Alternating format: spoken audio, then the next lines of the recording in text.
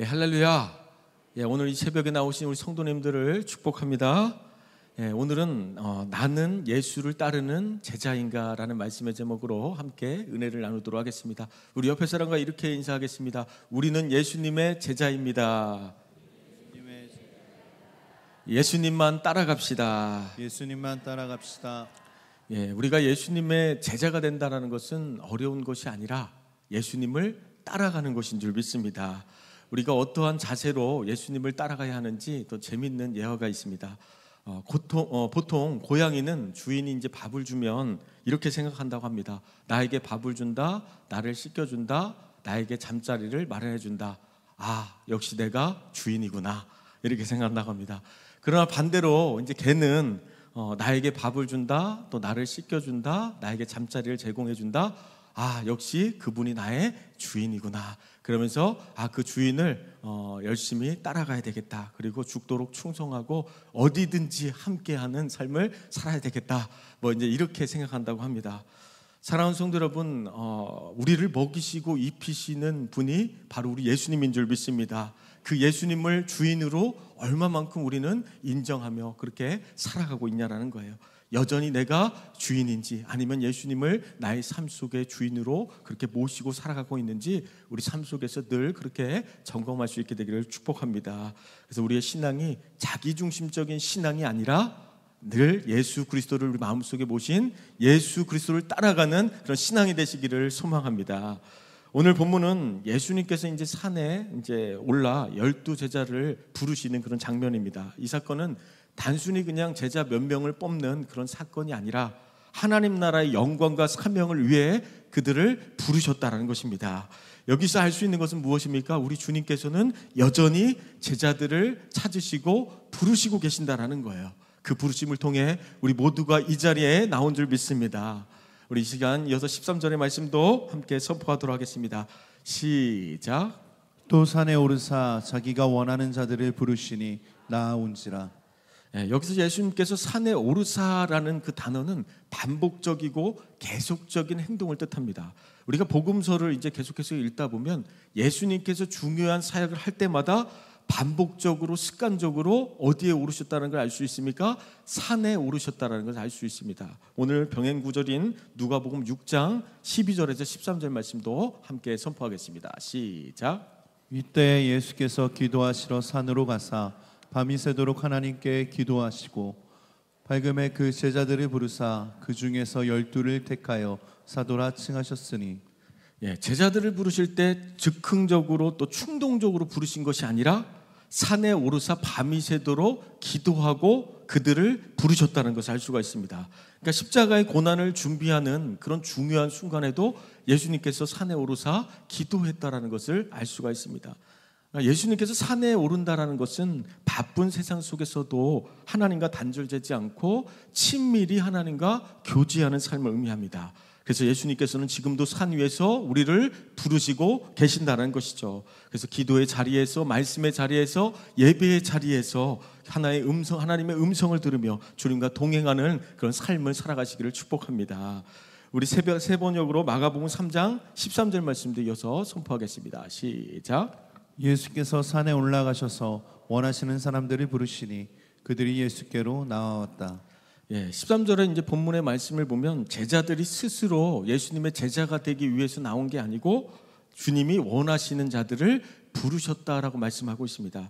송태근 목사님의 마가복음 주민책이라 보면 이런 글이 있습니다. 우리 함께 읽도록 하겠습니다. 시작. 여기서 자기가 원하시는 자라는 의미는 곧 하나님이 원하시는 자라는 뜻입니다.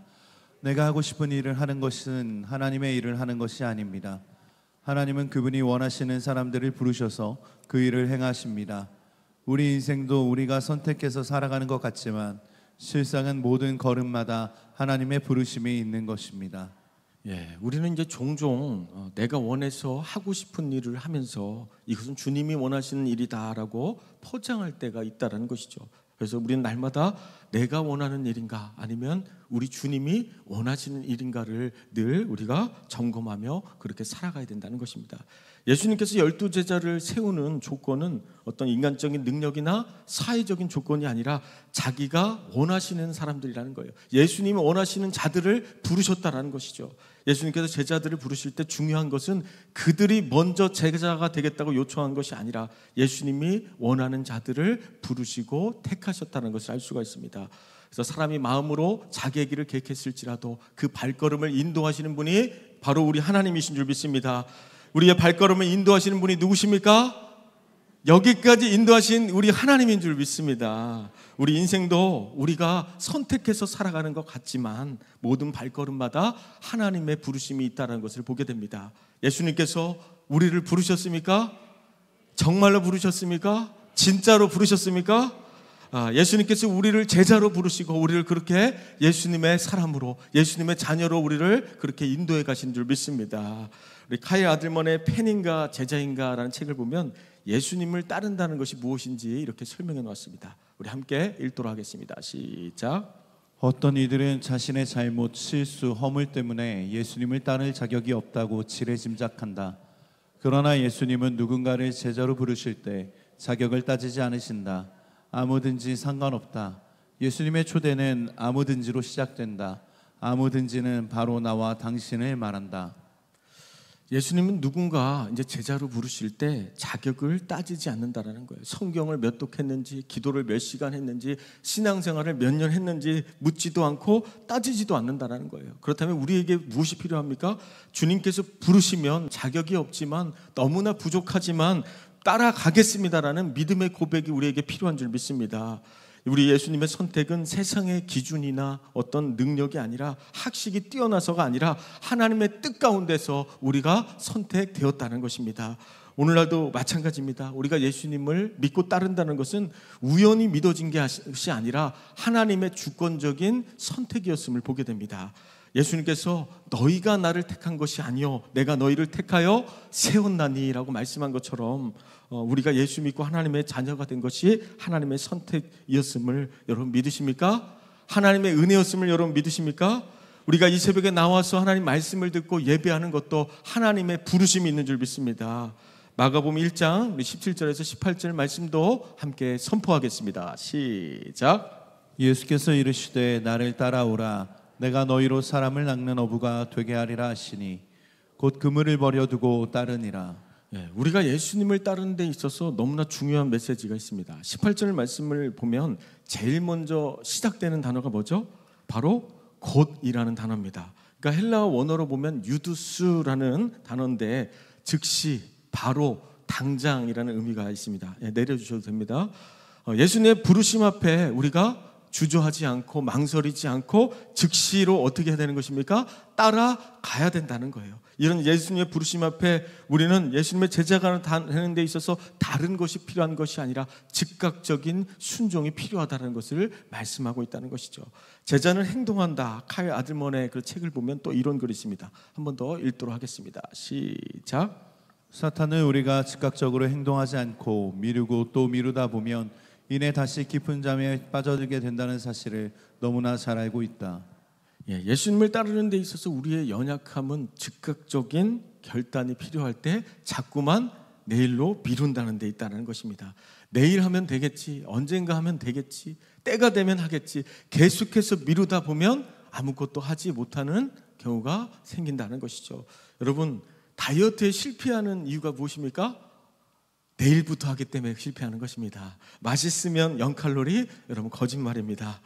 주님을 따르는 것도 여러분 마찬가지입니다. 내일부터가 아니고 지금 즉시 따라가야 되는 거예요. 지금이 구원받을 때고, 지금이 은혜 받을 때고, 지금이 예수 생명 전할 때고, 지금이 하나님 나라를 위해 헌신할 때인 줄 믿습니다. 그래서 날마다 우리가 예수 그리스도 안에서 주시는 그 음성이 있다면, 그 감동이 있다면 순종함으로 예수님을 따라가는 삶이 되시기를 축복합니다. 예수님이 제자들을 부르실 때마다 하신 말씀은 어떤 복잡한 말씀이 아니에요. 나를 따르라고 말씀하셨습니다. 예수님을 따라가면 길이 있다라는 거예요. 내가 곧 길이요 진리요 생명이니 나로 말미암지 않고는 아버지께로 나아갈 자가 없다. 예수님만 따라가면 길이 생기는 것입니다. 예수님만 따라가면 쓰임 받는 거예요. 예수님만 따라가면 변화되는 것입니다. 여러분, 제자 베드로를 한번 보십시오. 평생을 고기 잡는 그런 삶을 살아가고 있던 그가 어느 날 나를 따르라는 주님의 음성에 순종했을 때 사람을 낚는 어부로 쓰임받게 되는 것을 보게 됩니다. 우리를 부르신 삶의 현장에서 사람을 낚는 그 어부로 끝까지 그 복음의 사명을 우리 모두가 감당할 수 있게 되기를 축복합니다. 첫 번째, 제자들을 예수님께서 부르신 목적은 예수님과 함께하기 위함이라는 거죠. 우리 14절, 우리 상반절의 말씀도 선포하겠습니다. 시작. 이에 12를 세우셨으니 이는 자기와 함께 있게 하시고. 여기서 우리가 기억해야 될 키워드는 뭐죠? 함께 있게 하셨다라는 말씀입니다. 예수님께서 제자들을 부르신 가장 중요한 목적은 다른 것이 아니에요. 먼저 제자들과 함께 있는 것입니다. 예수님과 함께 있는 것이 제자의 본질이라는 것이죠.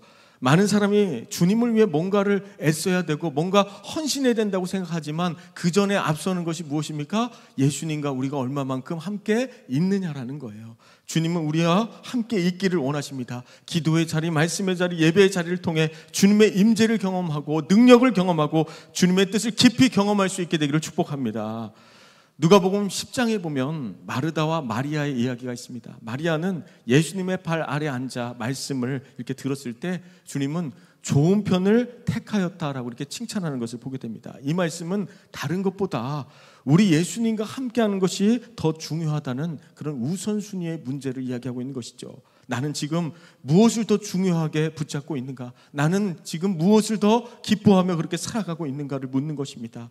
여러분, 제자로 살아가는 데 있어서 가장 중요한 것은 예수님과 함께 하는 것입니다. 우리를 죽도록 부려먹기 위해 이 자리에 부르신 것이 아니에요. 우리 예수님께서 함께 하심으로 말미암아 우리에게 큰 은혜를 주시려고 우리를 부르신 줄 믿습니다. 여러분, 모든 삶 가운데, 그런 공간 가운데, 시간 가운데 우리 예수님이 함께 하심을 여러분 믿으십니까? 예수 그리스도가 우리와 함께 하십니다. 할렐루야. 예수 그리스도와 함께 하는 것이 우리 삶의 가장 큰 기쁨이고 목적이 되는 줄 믿습니다. 두 번째로, 제자들을 부르신 목적은 보내심을 받아 복음을 전하는 것입니다. 우리 14절 15절 말씀도 선포하겠습니다. 시작. 또 보내사 전도도 하며 귀신을 내쫓는 권능도 가지게 하려 하심이로라.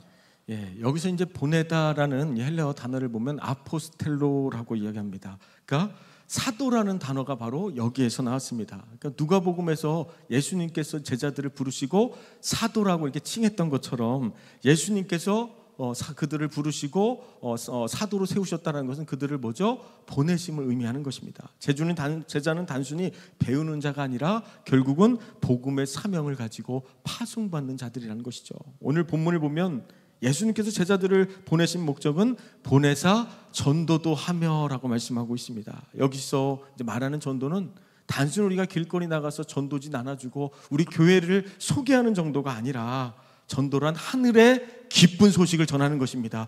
예수 그리스도가 우리를 위해 죽으시고 부활하셨음을 선포하는 것이 전도인 줄 믿습니다. 왜 초대교회부터 수많은 사람들이 자신의 목숨을 바쳐가며 이 복음을 전했을까요? 복음에는 영원한 생명이 있기 때문입니다. 전도는 겉으로 보면 굉장히 미련한 것이지만 하나님께서는 그 미련한 것으로 영혼을 살리고 또 교회를 세우며 하나님 나라를 확장해 가신다는 것입니다. 그래서 전도의 그 미련한 것으로 날마다 우리를 살리시고 날마다 우리 영원한 생명을 주신 그 하나님 앞에 날마다 복음을 증거하는 그런 인생들이 되시기를 소망합니다. 십자가의 도가 멸망하는 자들에게는 미련한 것이지만 구원을 얻는 우리에게는 하나님의 능력이 됨을 날마다 선포할 수 있게 되기를 소망합니다. 우리가 이 세상을 살아갈 때 많은 유혹과 시험이 있습니다. 우리가 복음을 전하고 하나님 나라를 위해 헌신하려고 할 때 얼마나 많은 방해가 있습니까? 이러는 은혜를 받아서 이렇게 살아야 되겠다, 저렇게 살아야겠다고 결단하지만 뒤로 이렇게 돌아서면 우리를 계속해서 시험하고 유혹하는 것들이 있습니다. 그것이 사람들의 말일 수도 있고 환경적인 요소일 수도 있고 가족들이 나를 힘들게 할 수도 있습니다. 그러나 이 모든 것들을 이길 힘을 예수 그리스도가 주시는 줄 믿습니다. 우리가 해야 될 일은 예수 그리스도께서 권능을 주신다고 하셨으니 복음의 능력을 선포하며 하나님 나라를 위해 온전히 헌신하며 함께 나아가는 저희 모두가 되시기를 축복합니다. 그래서 우리가 복음을 전할 때 어떤 역사가 일어납니까? 믿는 자들에게는 이런 표적이 따르리니 너희가 내 이름으로 귀신을 쫓아내며 또 새 방언을 말하며 뱀을 집으며 무슨 독을 마실지라도 해를 받지 아니하며 병든 자에게 손을 얹은즉 나으리라. 이 복음의 능력과 권세가 우리 삶의 현장에 나타나게 되기를 소망합니다. 우리가 살아가는 그런 삶의 현장이 단순히 그냥 먹고 살기 위한 현장이 아니라 영혼을 살리며 생명을 살리는 그런 복음의 현장으로 온전히 쓰임받고 사용되기를 축복합니다. 세 번째로 제자를 부르신 목적은 교회를 세우기 위함이라는 거예요. 우리 16절에서 19절 말씀도 함께 선포하겠습니다. 시작. 이 12를 세우셨으니 시몬에게는 베드로란 이름을 더하셨고 또 세베대의 아들 야고보와 야고보의 형제 요한이니 이 둘에게는 보아너게 곧 우레의 아들이란 이름을 더하셨으며 또 안드레와 빌립과 바돌로메와 마테와 도마와 알페오의 아들 야고보와 및 다데오와 가나나인 시몬이며 또 가룟 유다니 이는 예수를 판자하더라. 오늘 본문에 보면 12 제자를 부르시는 그런 장면이죠. 어부 출신 베드로, 안드레, 야고보, 요한, 또 세리 마테, 열심당원 시몬, 또 예수님을 판 가룟 유다까지 모두 성격도 다르고 환경도 다르고 직업도 다르지만 중요한 것은 그들의 조건이나 환경이 아니라 예수님께서 그들을 부르시고 선택하셨다라는 거예요. 예수님이 택하신 제자들을 보면 한 사람 한 사람을 보면 특별한 사람들이 아닙니다. 평범한 사람들이에요. 여기서 우리에게 주시는 교훈은 뭔가 특별한 재주나 능력이 있어야 되는 것이 아니고 예수님께 붙들린 바 되면 하나님 나라를 세우고 복음을 전하는 그 사도로 쓰임받게 된다는 거예요. 그래서 우리가 특별한 재주가 없다 할지라도 능력이 없다 할지라도 예수님 우리를 사용하여 주시옵소서, 나를 붙들어 주시옵소서, 막대기와 같은 나를 사용하여 주시옵소서, 날마다 그렇게 하나님께 기도하며 쓰임받는 인생들이 되시기를 축복합니다. 그렇다면 예수님은 왜 굳이 12명을 부르셨을까요? 그 숫자는 우연이 아니라 하나님 나라의 백성을 상징하는 이스라엘의 12지파와도 연결이 됩니다. 예수님께서는 12제자를 부르셔서 교회의 기초를 세우시기 위해 그들을 부르셨다는 것이죠. 오늘 본문을 또 보면 시몬에게는 베드로라는 이름을 더하셨고 베드로는 반석, 바위라는 뜻이 있습니다. 근데 원래 시몬이라는 그 이름은 갈대라는 의미가 있습니다. 갈대라는 의미가 있는 것처럼 처음에 베드로는 얼마나 많이 흔들리고 그렇게 이렇게 좌충우돌했는지 모릅니다. 위기의 순간에도 주님을 모른다고 3번씩이나 부인했지만 어떻게 변화됩니까? 예수님의 죽으심과 부활하심을 경험하고 나서 성령의 충만함을 받고 베드로가 변화되어 초대교회를 세우는 그런 주춧돌과 같은 그런 역할로 그렇게 쓰임받게 되는 것을 보게 됩니다. 우리는 다 시몬과 같은 존재들이었습니다. 갈대와 같이 이리 흔들리고 저리 흔들리는 인생이지만 베드로와 같이 교회를 세우는 주춧돌로 아름답게 우리를 변화시켜 가실 줄 믿습니다. 여러분, 대한민국에서 건강한 남자로 살아간다는 것은 무엇을 의미하냐면 군대를 가야 된다는 것을 의미합니다. 그러나 이제 군대에 가게 되면 국가에서 먹을 거, 입을 거, 또 자는 거, 그리고 월급까지 또 아플 때는 또 병원도 데려가지고 모든 것을 책임져 줍니다. 마찬가지입니다. 예수님께서 우리를 제자로 부르셨다면 우리의 먹을 거, 입을 거, 사용할, 쓸 거, 이 모든 것들을 누가 다 책임을 져주신다는 거예요? 우리 예수님께서 다 책임져 주신다는 거예요. 너희는 먼저 그의 나라와 그의 의를 구하라. 그러면 이 모든 것을 더하여 주시리라. 우리가 하나님 나라 영광을 위해 쓰임받기 위해 우리가 헌신하며 복음을 위해 우리가 담대히 나아갈 때 우리의 모든 필요를 아시는 주님께서 다 아시고 모든 것을 다 더하여 주실 줄 믿습니다. 펜인가 제자인가 카야 아들먼의 책을 보면 또 이런 글이 있습니다. 한 번 더 읽어보겠습니다. 시작. 자신의 힘으로 그리스도를 따르려고 하면 반드시 한계가 찾아온다. 그렇기에 제자는 성령의 능력 없이는 인생의 난관을 헤쳐나갈 수 없다는 사실을 깨달은 자다. 예수님을 따르는 길은 좁고 또 험한 길입니다. 우리의 어떤 결심만으로는 오래가지 못합니다. 우리의 열심만으로는 금세 지칠 수밖에 없습니다. 우리의 의지만으로는 유혹과 시험을 이길 수 없다라는 것입니다. 그러나 성령의 능력을 의지하고 우리가 말씀에 붙들리고 주님의 은혜를 경험할 때 우리가 끝까지 제자의 삶을 살아갈 수 있다는 것입니다. 성령의 충만함을 받아 날마다 성령의 인도하심을 따라 그렇게 제자의 삶을 살아가시기를 축복합니다. 말씀을 정리하도록 하겠습니다. 사랑하는 성도 여러분, 오늘 이 자리에 있는 이유가 무엇입니까? 우리가 이 자리에 찾아온 것 같지만 우리 예수님께서 한 사람 한 사람 우리 모두를 이 자리에 불러주셨습니다. 예수님의 제자는 주님과 함께하고 또 복음을 전하며 또 세상 가운데 나아가 권능을 행하기를 원하신다는 것이요. 그래서 날마다 예수님과 함께 하심을 경험하셨으면 좋겠어요. 이 자리에 있는 것이 예수님과 함께 하심으로 말미암아 우리에게 주신 그런 귀한 사명을 다시 한번 우리가 회복하고 그 사명의 자리로 나아가는 그런 믿음으로 또 결단하는 시간 됐으면 좋겠습니다. 볼지어다 내가 세상 끝날까지 너희와 항상 함께 하시리라 말씀하고 있는 것처럼 이 말씀을 의지하며 세상 가운데 복음을 들고 담대히 나아갈 수 있게 되기를 축복합니다. 예수님께서 12제자를 부르신 목적은 2000년 전 제자들에게만 해당되는 것이 아니라 오늘 우리에게도 동일하게 주어졌습니다.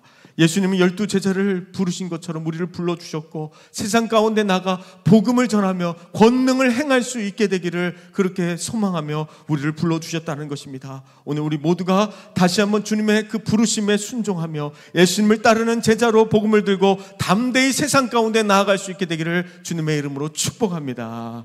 기도하도록 하겠습니다. 사랑의 주님, 부족한 저희를 불러주시고 주님의 제자로 삼아주시니 감사합니다. 주님과 함께 거하며 날마다 동행하게 하시고 주님이 주신 사명을 따라 복음을 전하며 세상의 어둠을 이기는 권능 있는 삶을 살아가게 하여 주시옵소서. 우리 가정과 교회를 통해 하나님의 나라가 확장되게 하시고 마지막까지 주님께 충성하는 제자가 되게 하여 주시옵소서. 예수님의 이름으로 기도드립니다. 아멘.